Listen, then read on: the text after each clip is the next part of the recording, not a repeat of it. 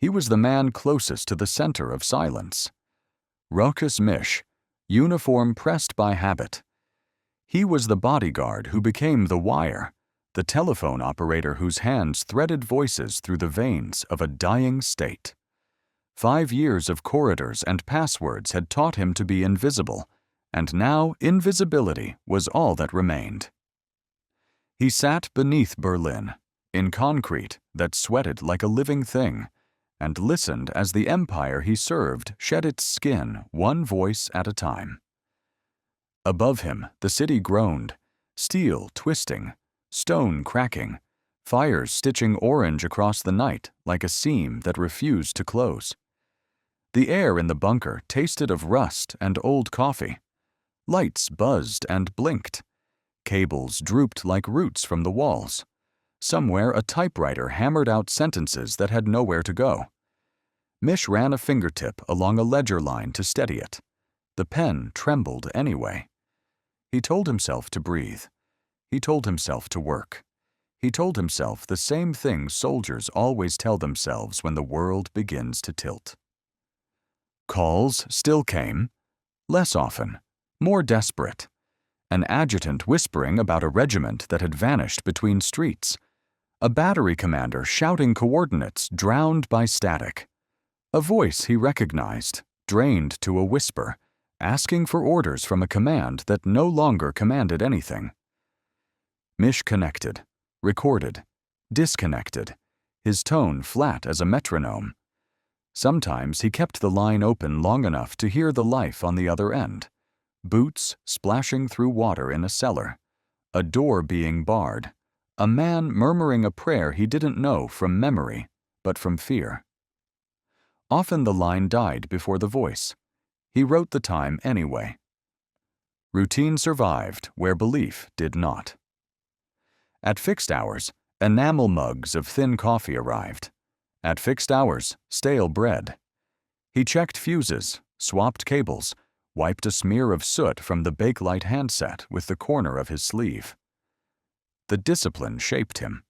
Back straight, answers clipped, fingerprints wiped from polished ebonite. He had learned that fear retreats from tasks.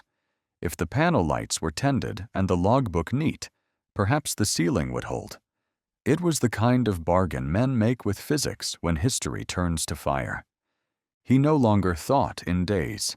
Time had become the gap between concussions, the space between one man's plea and the next man's denial.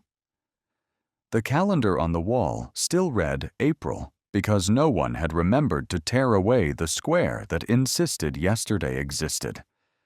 Traffic in the corridor told him who hadn't slept, heels scuffing too loudly, spurs clipped short against stone, the rushed breath of men who used to command their own lungs. Laughter came sometimes, brittle and echoing, not because anything was funny, but because sound needed to be forced through air to prove it could move. Eva Braun's perfume drifted ahead of her, as if daring the concrete to be elegant. Misch looked down when she passed, not from shame, from practice. Wikipedia. Maps lost their color by degrees. Pins migrated like refugees toward the edges where there was still paper left. When he carried messages along the main passage, he kept his eyes on the floor, but fragments found him anyway. Goebbels's voice freighted with theatrical conviction and sleepless tremor, an aide's hoarse whisper about Himmler's betrayal, a guard's low rumor about cyanide. The bunker metabolized talk into heat, and then into nothing. Misch learned to hold his questions like breath. He let them go when the next call rang. He noticed small things because large things had become incomprehensible. Condensation beads crawled down painted walls and left pale trails like veins under skin. A lamp flickered at the end of the corridor, always on the third buzz after an impact. The dog was calmer than the men. A secretary's fingers bled at the cuticle where paper met skin. She folded the wound into her palm and kept typing. Misch's own hands had changed without permission. nails dark with grit, a tiny crescent scar near the thumb from a soldering burn he could not remember earning. There were voices he could identify before the first syllable, breathing patterns filed as surely as rank. The field marshal, who began with silence, then a cough. The colonel, who stumbled over the Heil like a man catching his foot on a step. He connected them to a man whose footsteps had slowed, whose cane tapped once, then dragged, whose voice still sought the tone of command and found it thinning like an old thread. Misch did not watch the Führer's face any more when he passed. He listened to the air. The air always told the truth first. Wikipedia. Noise redrafted the body. The weight of each barrage sat in his teeth. Dust salted the tongue. The generator's hum burrowed into bone until silence felt like a mistake. In the rare hour when the guns paused, the bunker sounded like a church abandoned mid-prayer. Chairs pushed back, a cough in the empty aisle, the persistent tick of a clock that refused to admit clocks were for the living. Misch would rub the notch in the headset where it bruised the cartilage and think of nothing. It was safer than thinking of fields or doors or any sky without a lid. He had been hit once years earlier, another front, another confusion, and a bullet had come so near his heart that the surgeons showed him with their fingers how close he'd lived. Since then, the world's proximity had felt different, as if breath arrived on loan. Down here, that feeling returned. He carried it like a folded paper in the breast pocket, the reminder you don't read, but keep. A P-News. What he heard in those last days was less speech than spent force. Orders that were really memories of orders. Counterattacks against emptiness. Promises issued to the last dependable listener. The wires.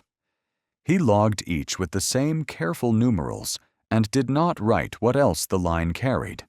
The scrape of a chair in a room where a decision had just ended. The sound of a man wiping his eyes with a sleeve and checking the door. The breath of someone who had already put a small glass ampule into a pocket and touched it too often. The marriage happened in a tone that did not belong to war. A door opened, then closed, and afterward there were soft steps and a murmur with the rhythm of congratulations, the most fragile ritual held in the ribs of the earth. Misch was not invited. He did not need to be. The corridor itself changed temperature. Soon after, the testament was dictated, ink proving intent even when reality had vetoed it. Paper moved briskly as if speed could put out a fire.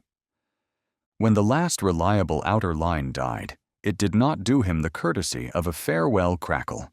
One moment it held. The next it was a taut string cut invisible. He lifted the receiver again in case a ghost remained in the wire. There was only his breath, and behind it the bunker's steady exhale. He wrote the time in the margin and drew a line beneath it as if underlining could anchor anything to anything. He slept in minutes. He woke in seconds. Dreams were not dreams, but replays whose edges had frayed. A staircase from childhood missing the top step. A window that would not open however gently you turned the latch. He learned to wake at the first syllable of his name spoken in any voice. Sometimes no one had spoken. The bunker had. He sat up anyway, pulled on the jacket, checked the fuses again. Someone left a violin case on a bench in the passage, its handle burnished by fingers, its owner already a rumor. Someone else folded a uniform jacket with ceremonial care and placed it on a chair that had never been used for sitting. Misch respected these small altars. He moved around them as a man steps around graves, even when the dead have not yet occupied them. He thought once, briefly, dangerously, about the word witness, and rejected it. Witnesses choose to look. He was the switchboard, not the judge.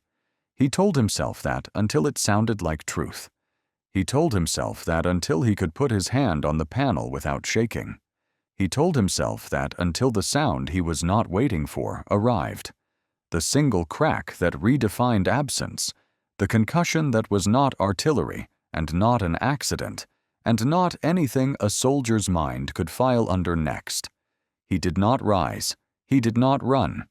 He held the tabletop with the fingers of his left hand, and with his right steadied the pen so it would not roll. Somewhere, feet moved quickly in practiced patterns.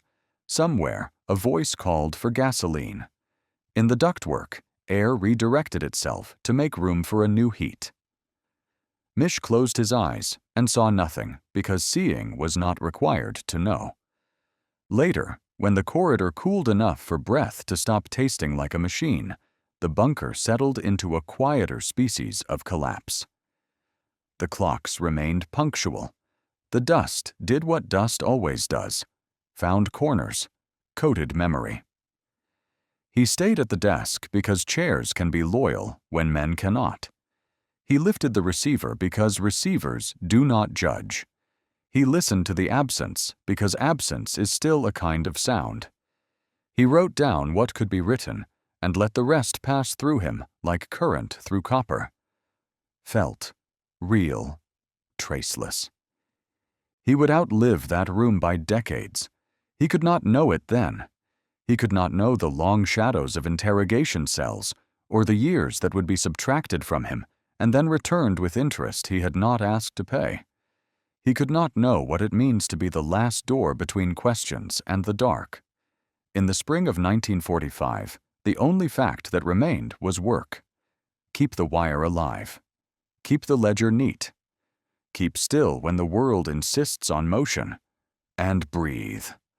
Always when the generator falters and the lights stutter and the concrete remembers it is earth. Breathe. By April 1945, Berlin was no longer a city in the ordinary sense. It was an open wound. Soviet artillery stood less than 15 kilometers from the city center, its guns firing over 1.2 million shells in the final assault alone. The Third Reich's capital, once mapped in marble ambition, had become a labyrinth of fire and ash. Civilians dug trenches in parks that no longer existed, and tram lines twisted out of the streets like veins torn from flesh. The smell of fuel and lime dust clung to everything. Inside the Führer bunker, Rochus Misch could feel the fall of the city in the concrete itself. Each impact rippled down through 45 feet of reinforced soil and rebar, a steady subterranean heartbeat. The telephone cables carried not only voices, but vibration. The directory on his desk shrank daily. Whole headquarters vanished between calls. Outside, the Red Army had encircled Berlin with nearly 2.5 million men under Marshal Zhukov and Marshal Konev. From the west, American forces halted at the Elbe, leaving the capital to Soviet hands. Hitler had ordered that Berlin be defended to the last man. But the last men were boys of the Hitler Youth and old men of the Volkssturm, armed with Panzerfausts and faith. On April 16th, the final offensive began. The Soviet guns on the Seelow Heights opened fire at 3 a.m., a barrage so vast it lit the horizon brighter than dawn. For days, the bombardment never stopped. Whole districts dissolved. Prenzlauer Berg, Moabit, Wedding. Each block reduced to a change in the map rather than a place. In the government quarter, the Reich Chancellery's marble cracked under concussion. Water mains burst. The air in the bunker smelled of wet plaster and cordite. Misch logged every message that still made it through.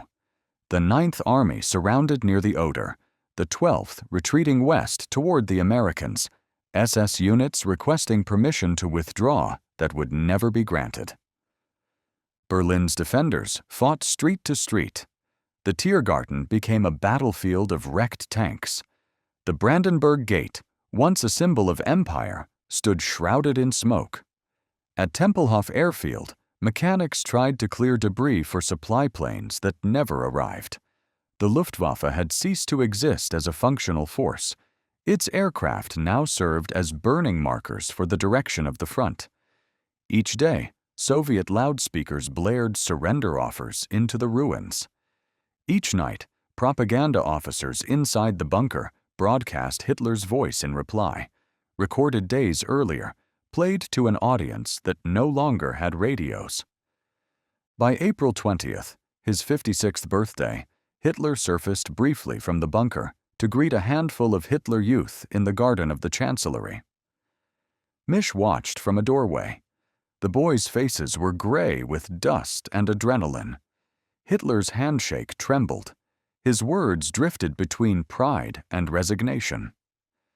When he returned underground, the sound of artillery rolled over the city like a sea that had found its tide again. It would be the last time he saw daylight.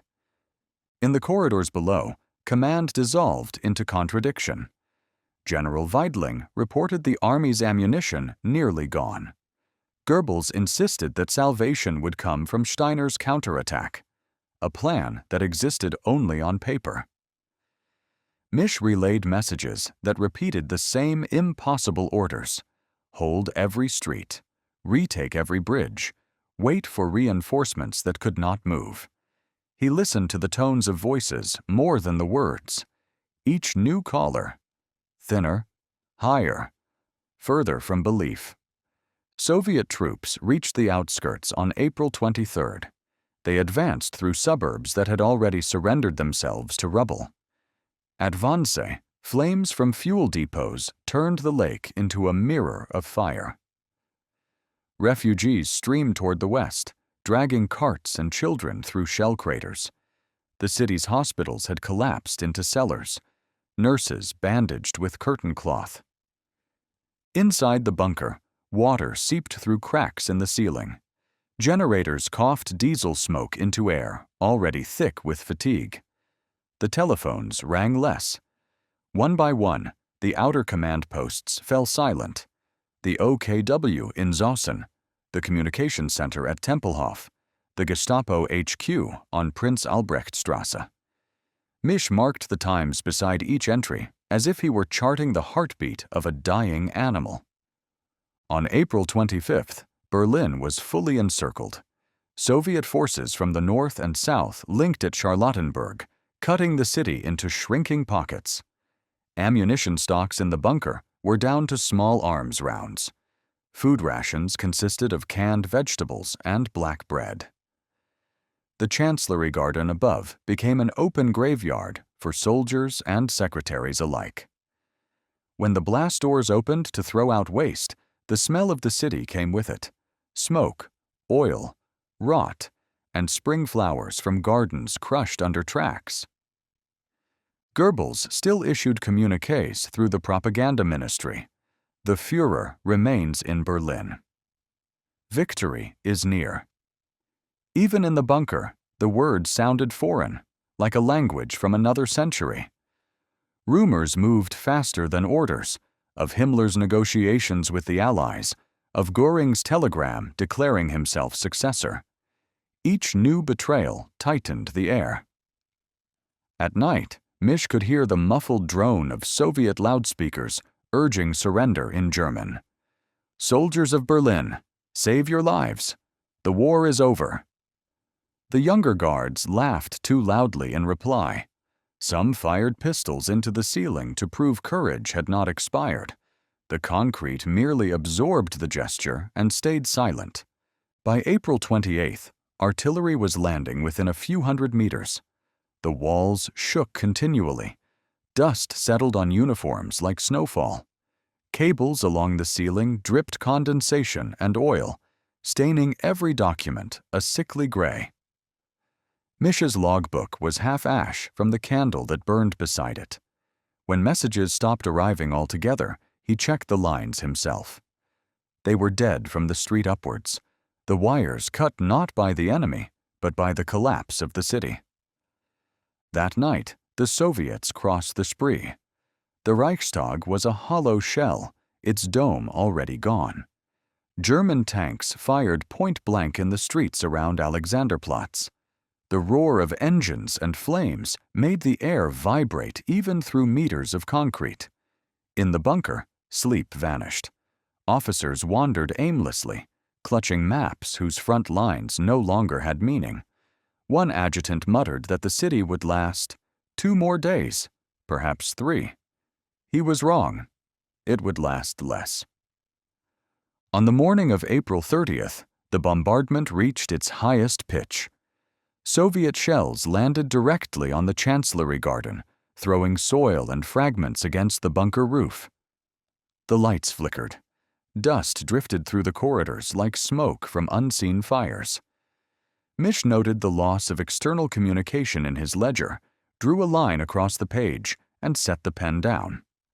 Above him, in a room now more tomb than office, the regime that had demanded eternity prepared to end itself. The Führer bunker lay 30 feet beneath the Eich Chancellery garden, a reinforced structure of 2 main levels connected by a narrow staircase. The upper Vorbunker had once served as an air raid shelter for staff.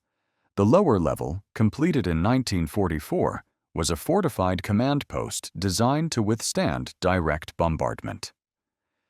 There were 18 rooms in total: map rooms, offices, narrow quarters, a generator chamber, and the small telephone switchboard where Rochus Misch worked 12 to 16 hours a day. Each wall was poured concrete over a meter thick. Air was circulated by diesel-powered ventilators that filled the corridors with the smell of fuel and metal. Lighting came from buzzing fluorescent tubes. There were no windows. The temperature hovered around 27 degrees Celsius, and humidity left every surface damp. Misch often said later that the bunker sweated like a human being. The first days underground felt like extension of routine. Hitler's staff, secretaries, guards, adjutants, orderlies, followed fixed schedules: breakfast at 10 o'clock, military briefings at noon and midnight, dinner around 2 a.m. Meals were simple: rice, canned vegetables, pasta with minimal meat. Hitler remained vegetarian until the end. He drank tea and mineral water, while others relied on schnapps or morphine. By April 23rd, however, deliveries had stopped entirely. Remaining supplies came from stockpiles in the Reich Chancellery kitchen above, carried down by guards who risked shell fire each time the hatch opened. Daily reports arrived less frequently and with less coherence. The situation maps spread across the large conference table had become obsolete within hours of printing. The red arrows showing enemy advances no longer pointed toward Berlin. They were already inside it. General Helmuth Weidling, now commanding the city's defense, visited the bunker to plead for permission to break out or surrender. Hitler refused, insisting that the Ninth Army would relieve the capital. No such force existed anymore. Misch's switchboard connected the bunker with the last functioning command posts: Army Group Vistula under General Heinrici, Goebbels's propaganda ministry, and the Reich Chancellery Guard units under Brigade Führer Monke. But one by one, the lines went dead. Static replaced the sound of officers speaking in clipped German. He logged the times precisely. 20:15, Zossen silent. 21:42, Tempelhof no signal. By the end of April 26th, all external communications had ceased. Tension thickened. In the narrow corridors, uniforms lost their distinction. Generals and stenographers moved alike, heads down, voices low. The Führer's personal staff spoke in half-whispers. Secretaries Traudl Junge, Gerda Christian, and Johanna Wolf took turns typing Hitler's dictated statements. The last formal military conference occurred on April 22nd. When General Jodl confirmed that the armies meant to relieve Berlin were pinned down south of the city, Hitler exploded in fury, one of his last documented outbursts. Witnesses said he collapsed into his chair afterward, face gray, muttering that the war was lost, but he would not flee. From that moment, the bunker's function changed from command center to waiting room. Goebbels moved his family into the bunker on April 22nd. His wife Magda brought their 6 children, aged 4 to 12, into the adjoining suite once used for Hitler's doctors. They played quietly in the hallways, their footsteps an unsettling reminder of life in a place designed for death. Eva Braun had already been living underground for weeks, occupying a small bedroom next to Hitler's quarters. Despite the chaos, she maintained the habits of normality, changing dresses, styling her hair, insisting that the tablecloth be straight. She was often described by witnesses as calm, almost detached, as if performing civility in defiance of circumstance. Hitler's physical state deteriorated visibly. His left hand shook uncontrollably, his posture hunched, his voice weak. He moved with a cane and required assistance on stairs. Dr. Theodor Morell, his longtime physician, had been dismissed earlier in April. Care now fell to Dr. Ernst Günther Schenk and Dr. Ludwig Stumpfegger. Schenk later recalled that Hitler's complexion had turned the color of old paper. He slept little, ate almost nothing, and spent hours pacing the corridor between his room and the Situation Map Room. By April 25th, communication within the bunker operated solely through internal telephone lines. Misch remained at his post beside the small indicator panel, connecting calls between Hitler's room, the adjutant's offices, and the guard station above. He heard every exchange. General Krebs requested permission to negotiate surrender terms. Goebbels countered with propaganda slogans about loyalty. Even in whispers, the divide between realism and fanaticism was absolute. The smell of fuel grew stronger. Drums of gasoline had been brought down earlier to feed the generator, but some were reserved for another purpose. Misch didn't need to ask which. The guards joked less. Cigarettes became currency. Cyanide capsules circulated quietly, issued first to senior staff, then to secretaries. They came in small glass ampules sealed with thread. "For safety," someone said.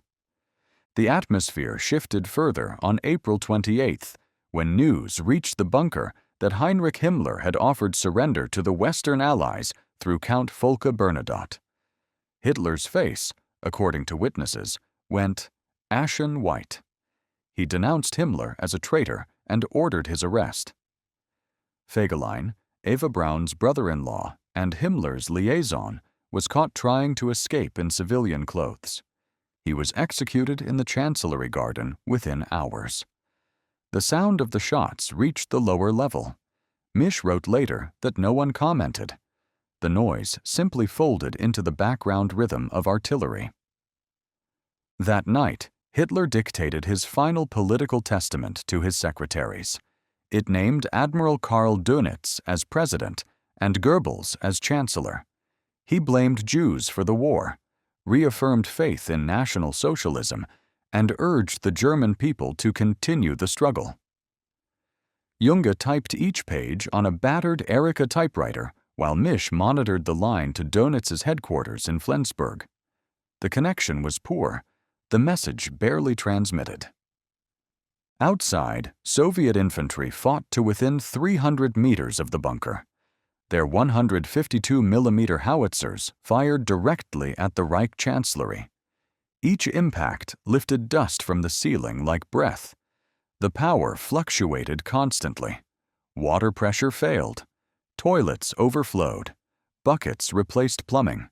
The stench of diesel, sweat, and decay made sleep impossible. On April 29th, Hitler received confirmation of Mussolini's execution. The bodies of Mussolini and Clara Petacci had been hung upside down in Milan. Witnesses say Hitler read the report in silence, then murmured that he would not share such a fate.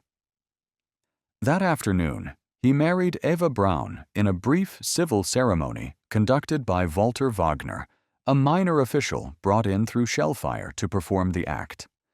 Witnesses included Goebbels and Bormann. Champagne was served from the last surviving bottle. The celebration lasted 15 minutes. Afterward, Hitler retired to dictate his personal will, dividing possessions and granting small payments to staff. Misch stood outside the door during both events, waiting by the phone in case a call came. None did. By evening, the situation outside had collapsed entirely. Soviet troops controlled the Reichstag and half the Tiergarten. German resistance was confined to a few city blocks. Inside, there was nothing left to command. Goebbels's children were put to bed early. The generator ran intermittently. Each flicker of light felt like a rehearsal for extinction. Misch's final task before midnight was to check the communications board. Only the internal circuits glowed, faint green through layers of grime. The line to the outer guard post still held. The surface world had already fallen silent, but below ground, duty persisted by habit. He signed his name in the logbook one last time. In the early hours of April 30th, 1945, the bunker became a sealed chamber of history. Hitler met with his staff, shook hands without words, and withdrew to his private quarters with Eva Braun. Misch heard the door close. He returned to his desk and adjusted the headset. The air pressure shifted slightly. And then, moments later, a single, unmistakable sound. The gunshot that marked the end of the Third Reich. Berlin's bombardment had reached its crescendo. Soviet 79th Rifle Corps was less than 300 meters from the Reich Chancellery. The Red Army had broken through Wilhelmstrasse, firing directly into the government quarter. Each blast shook loose clouds of plaster from the bunker ceiling. The air inside was thick with concrete dust. Diesel fumes from the generator mixed with the sweet-sour stench of gasoline. Water pooled ankle-deep in some corridors. Communication lines beyond the inner defense ring were gone. Only the phones within the bunker itself still worked. At 10 a.m., Hitler held his final meeting in the conference room. Witnesses included Goebbels, Bormann, General Krebs, and Colonel Nicholas von Below. Hitler sat slumped in an armchair, wearing a faded gray tunic without insignia. His left hand trembled uncontrollably. His right rested on the arm of the chair for balance. The group discussed the situation reports brought in by Krebs. Soviet units were already at the Potsdamer Platz and advancing from all directions. Weidling, the last commanding officer in Berlin, estimated that organized resistance would end within hours. Hitler listened, expression blank. Then he dismissed everyone except Bormann and Goebbels. His final instruction was simple. He would not leave Berlin. Around 11:30 a.m., he summoned his personal staff, Linge, Burgdorf, Goebbels, Bormann, and the secretaries. He thanked them for their service. Each stepped forward to shake his hand. Witnesses described the scene as quiet, almost formal. Hitler spoke little. Eva Braun smiled faintly, calm, wearing a dark blue dress trimmed with white. She asked Misch if the phone lines to the upper guard were still working. He nodded. She thanked him. The last word she ever spoke to him. Shortly after noon, Hitler and Eva Braun withdrew to their private quarters. Linge stood outside the door. Misch remained at the switchboard, one corridor away. The sound came between 3:15 and 3:30 p.m. A sharp, single gunshot, followed by a dull thud. It was unmistakable, even through concrete. Linge entered first, followed by Bormann. Hitler was seated on the sofa, a pistol in his right hand. He had shot himself through the right temple. Eva Braun lay beside him on the other end of the couch, a faint smell of bitter almonds in the air from the cyanide capsule she had taken. Blood had pooled on the carpet and begun to soak into the fabric of the sofa. Goebbels and Bormann carried out Hitler's final order. Linga and several guards wrapped both bodies in a gray blanket and carried them up the narrow staircase to the Chancellery garden. Soviet shells were still falling. The group placed the bodies in a shell crater, poured gasoline from the reserve drums, and set them alight. Witnesses recall that the flames briefly reached shoulder height before smoke filled the courtyard. The fire burned unevenly. Diesel and damp clothing fought the flame.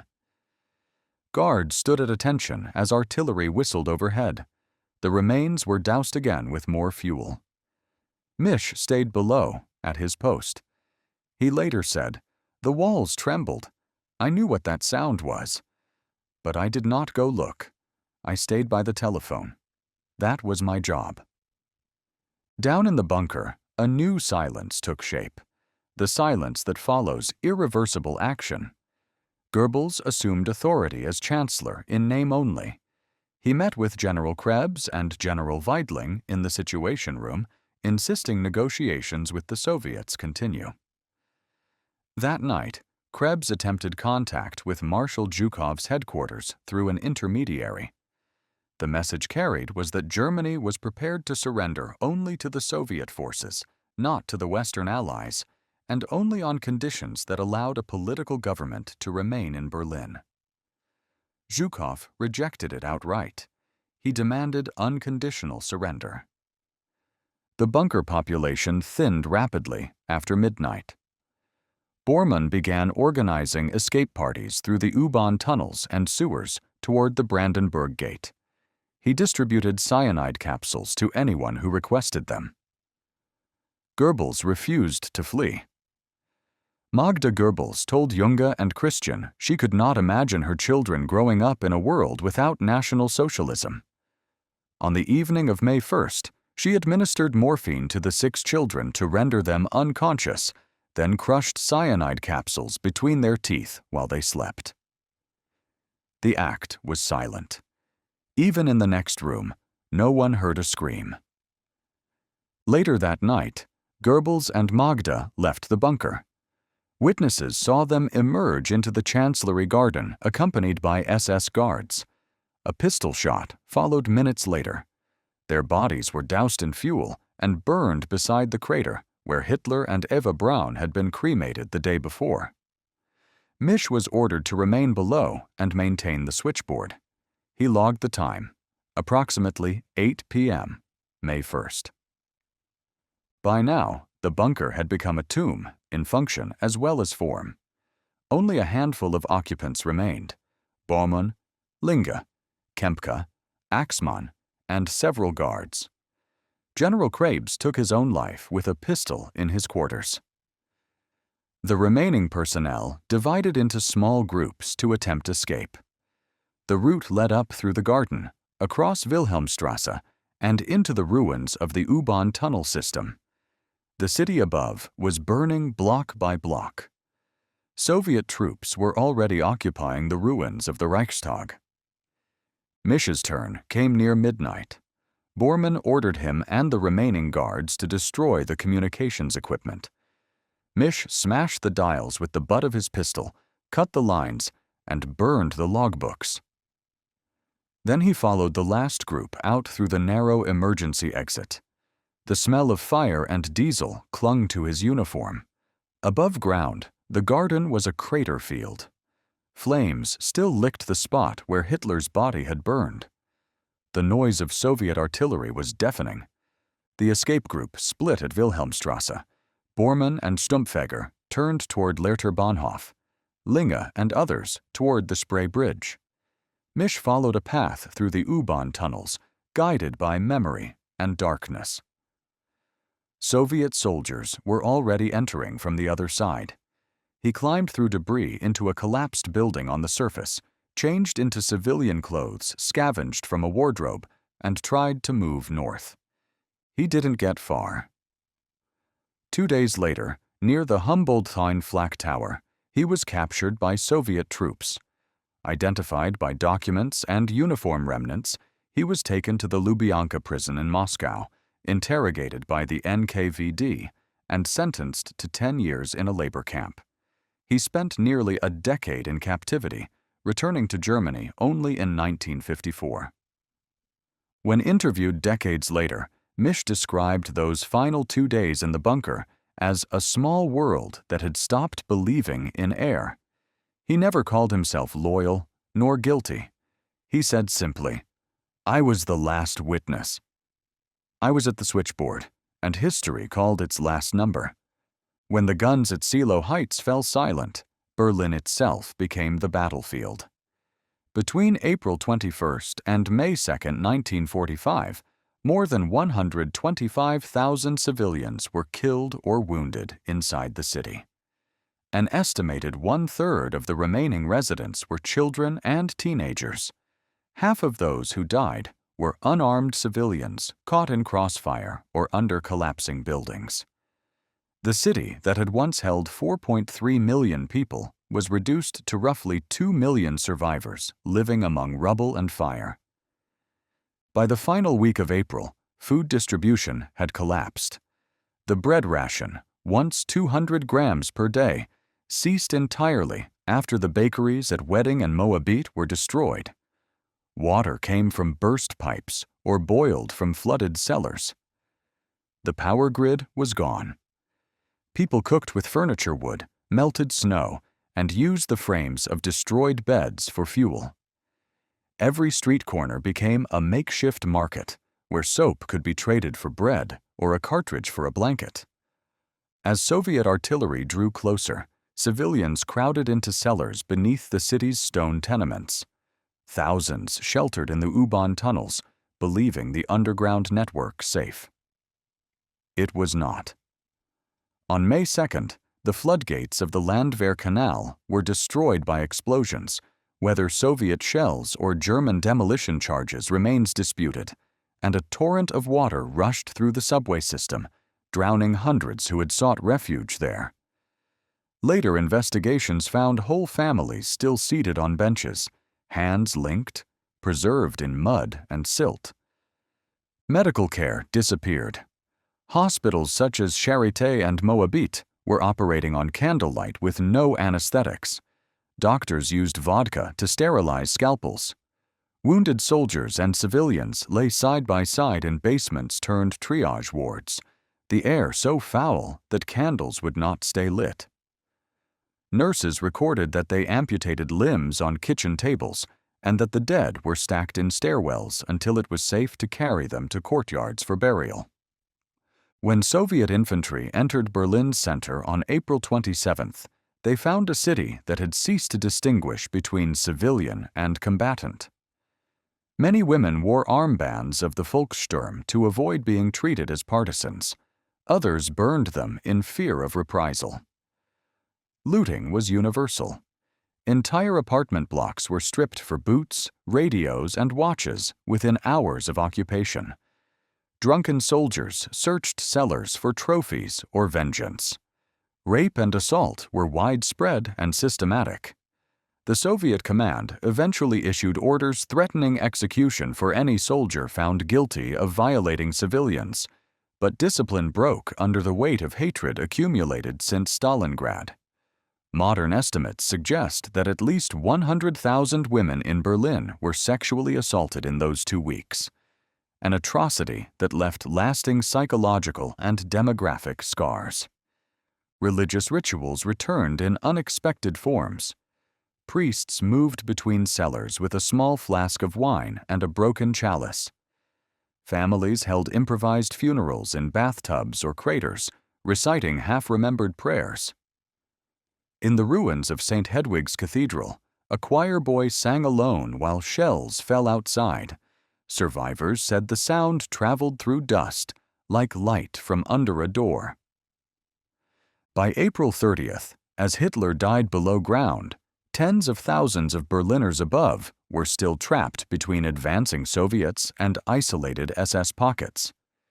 SS troops executed anyone attempting to surrender. Civilians tied white sheets to antenna poles and were shot by their own countrymen. At Alexanderplatz and Unter den Linden, corpses lay in rows so thick that Soviet tanks simply rolled over them.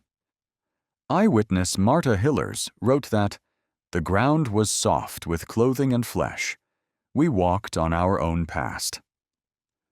On May 2nd, after Goebbels's death and the bunker's silence, General Weidling ordered all German forces in Berlin to lay down arms. At 7 a.m., white flags appeared along the Spree and the Brandenburg Gate. By afternoon, the Soviets had secured the city. The official report from the First Belarusian Front listed 81,116 Soviet dead and over 280,000 German military and civilian casualties in the battle. The figures remain disputed, but the ratio, 1 life for every 100 meters gained, is accepted by most historians. The first weeks of occupation were an experiment in survival. Civilians emerged from cellars blinking into a world without electricity, law, or currency. The Soviets set up field kitchens serving barley soup and horsemeat. Posters appeared in Cyrillic and German. "Comrades, do not be afraid." Red Army doctors vaccinated children against typhus and handed out sugar cubes to gain trust. Others set up collection points for weapons and radios. Each district was assigned a commander responsible for rations and curfews. No German authority existed. The city was administered entirely by Soviet military command until the Allied Control Council was formed later that year. Burial details began immediately. Civil defense workers in gas masks combed through streets with wagons, collecting bodies for mass graves at Plötzensee, Treptow, and Friedrichshain. One Soviet log recorded over 22,000 burials in the first 10 days alone. Diseases spread rapidly: typhoid, dysentery, and tuberculosis, until chlorine tablets and makeshift filters were distributed. The odor of death remained in the city through summer. For those who survived, the collapse of the Reich felt less like liberation than exhaustion. Women tore the swastika flags from balconies to use as bandages. Children played among wrecked tanks on Unter den Linden, turning turret rings into carousels. Church bells remained silent until electricity returned in August. The average caloric intake in June 1945 was 700 per day. Entire families lived on boiled nettles and watered-down grain. Yet by October, markets had reopened under Soviet administration. Trams ran again through the ruins, and children walked to makeshift schools built in undamaged church halls. In later years, the statistics would reduce the tragedy to ratios and estimates. Roughly 1 civilian dead for every meter the Soviets advanced into the center. 1.7 million tons of rubble removed in the first year of occupation. 10,000 women giving birth to children fathered by occupying soldiers. But for those who lived through the spring of 1945, the memory remained personal and wordless. A silence measured not in statistics, but in absences. Streets without neighbors, letters without addresses, a city that still smelled of smoke when winter came again. General Helmuth Weidling signed the unconditional surrender of the city in the headquarters of General Vasily Chuikov, commander of the Soviet 8th Guards Army, in the district of Tempelhof. The document, stamped 6 o'clock hours, ordered all German troops within the city to lay down their arms immediately. The last radio transmission from the German command announced, "Cease fire." Berlin has surrendered. Above ground, the city's soundscape changed overnight. The thunder of artillery that had filled every waking hour for weeks faded into a low, endless hum of engines, shovels, and footsteps.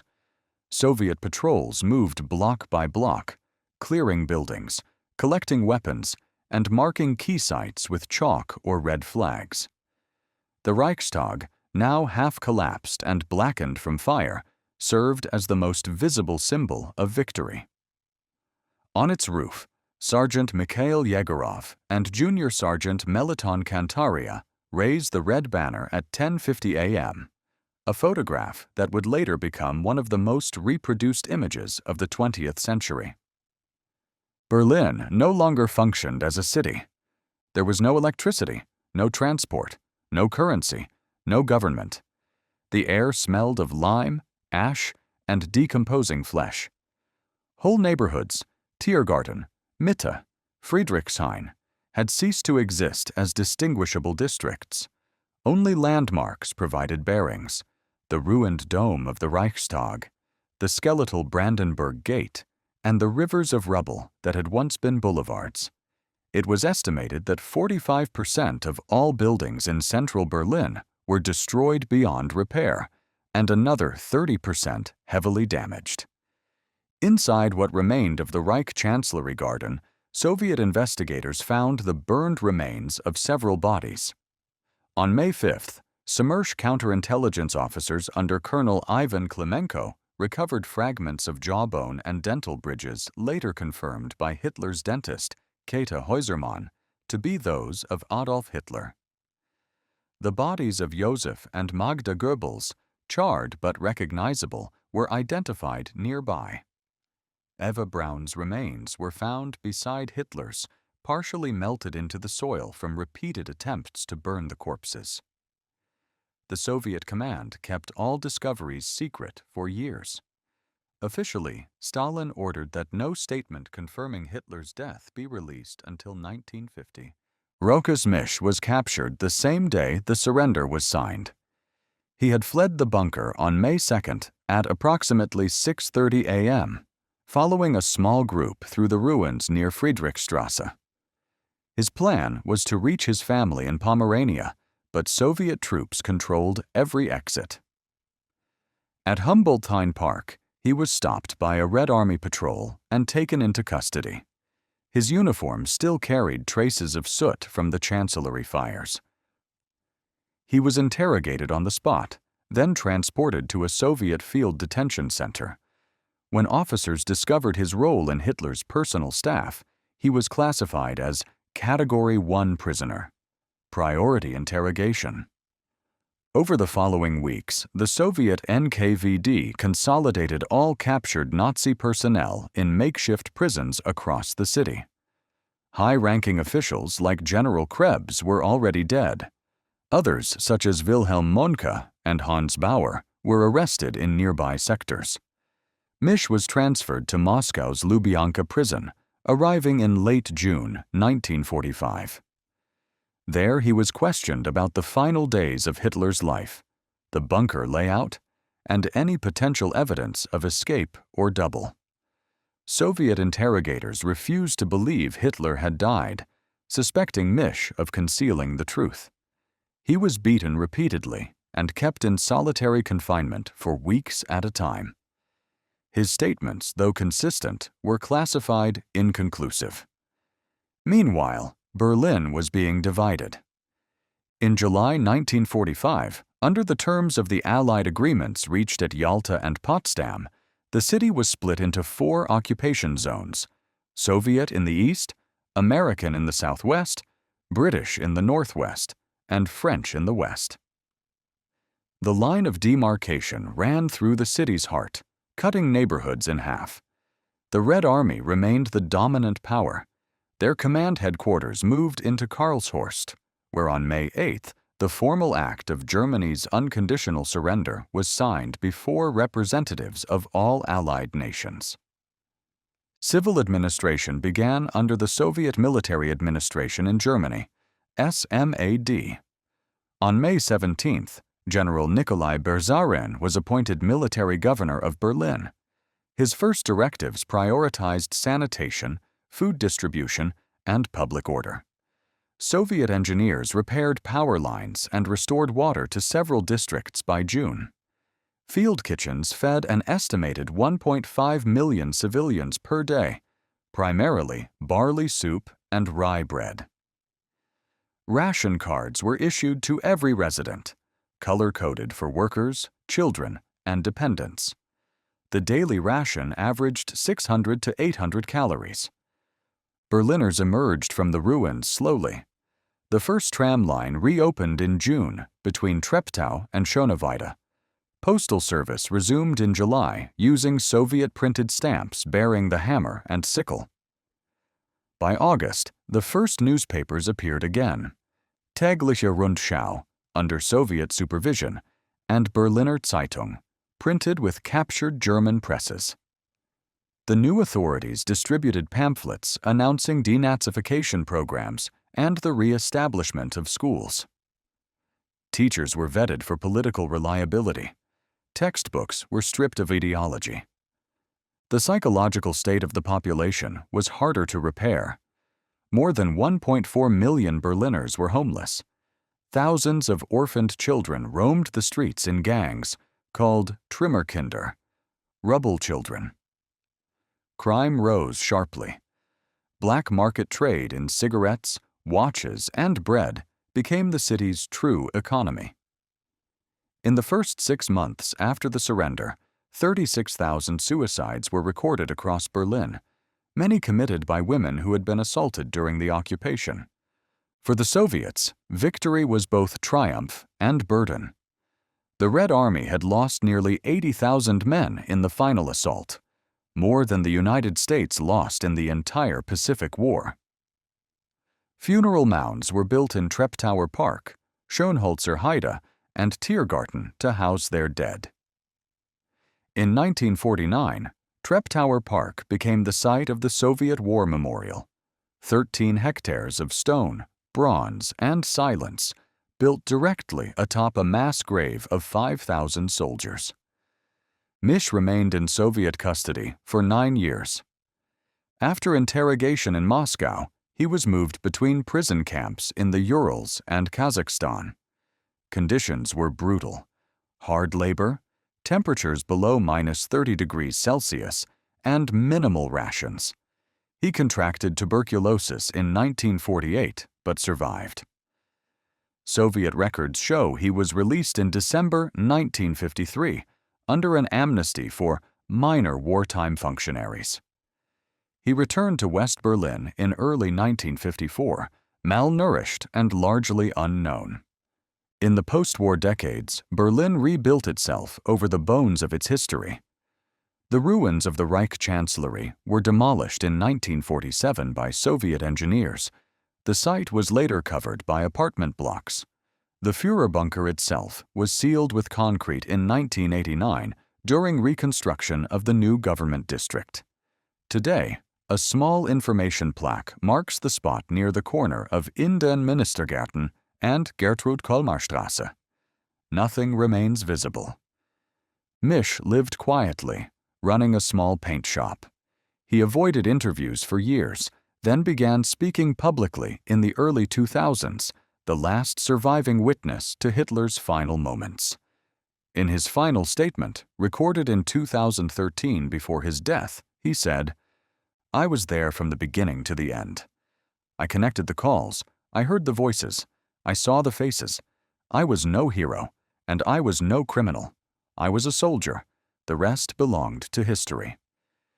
He died on September 5, 2013, at age 96. The last living man who had heard the end of the Third Reich through a telephone line. In the months that followed Berlin's surrender, Germany ceased to exist as a state. Its borders were redrawn, its government dissolved, and its leaders either dead, in hiding, or awaiting trial.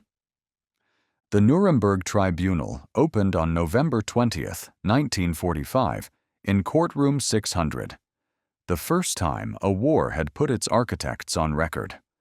Of the 24 senior Nazis indicted, 12 were sentenced to death, 7 to prison, and 3 acquitted. The trials established the legal foundation for crimes against humanity, a term born directly from the rubble of Berlin. Soviet secrecy surrounded the Führerbunker for decades. The Red Army buried the remains of Hitler and his inner circle repeatedly, first in Buch, then Finau, and finally Magdeburg, before incinerating the ashes and scattering them into the Elbe River in 1970. Stalin had refused to confirm Hitler's death publicly, convinced that admitting it would weaken his control over the narrative of victory. Western intelligence agencies, lacking proof, chased rumors of escape into the 1950s. The bunker itself was forgotten, then rediscovered by accident during construction in the 1980s. No gold, no maps, no relics, just concrete corridors, warped steel doors, and the faint smell of rust. Archaeologists documented the layout precisely: 18 rooms, 30 feet underground, all empty. Today, the ground above is quiet. Tourists walk unaware over what was once the center of a government that set the world on fire. Nearby, in Treptower Park, Soviet statues still guard the graves of 5,000 men who died taking the city. Across Berlin, children play in parks that were once minefields.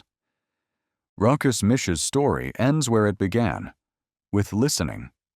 He outlived every voice that once echoed through those wires, but the record he kept, of names, times, and silences, remains the last human link to the moment history folded in on itself.